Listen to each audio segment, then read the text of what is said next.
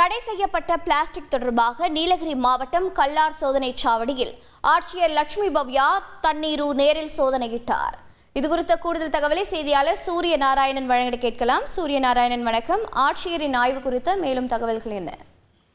வணக்கம். நீலகிரி மாவட்டம் அரசு பேருந்துகளில் பயணிப்பவர்களிடம் தடை செய்யப்பட்ட 1 லிட்டர் வாட்டர் பாட்டில் மற்றும் பிளாஸ்டிக் பொருட்கள் கண்டறியப்பட்டால் அந்த பேருந்துகளை பறிமுதல் செய்ய வேண்டும் என தமிழக அரசுக்கு சென்னை ஹைகோர்ட் உத்தரவிட்டுள்ள நிலையில், மேலும் இதுபோன்ற கடுமையான நடவடிக்கை எடுத்தால் மட்டுமே நீலகிரியில் பிளாஸ்டிக் பயன்பாட்டை கட்டுப்படுத்த முடியும் எனவும் நீதிபதிகள் கூறியதை அடுத்து நீலகிரியில் பிளாஸ்டிக் பயன்பாடு குறித்து மாவட்ட எல்லைகளில் அதிகாரிகள் தீவிர ஆய்வு மேற்கொண்டு வருகின்றனர்.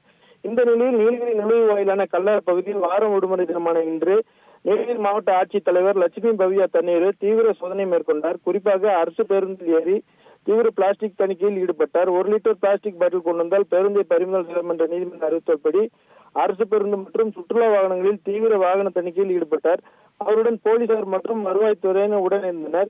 மேலும் நேற்று குன்னூர் பகுதியில் மார்க்கெட் பகுதியில் கடையாக ஏறி ஆய்வு மேற்கொண்டது குறிப்பிடத்தக்கது. உங்களுடைய தகவல்களுக்கு நன்றி சூரிய நாராயணன். உங்கள் தந்தி1 தொலைக்காட்சியில் கருடா தினமும் காலை 6 மணிக்கு காண தவறாதீர்கள். செய்திகளை உடனுக்குடன் தெரிந்து கொள்ள உடனே சப்ஸ்கிரைப் பண்ணுங்க.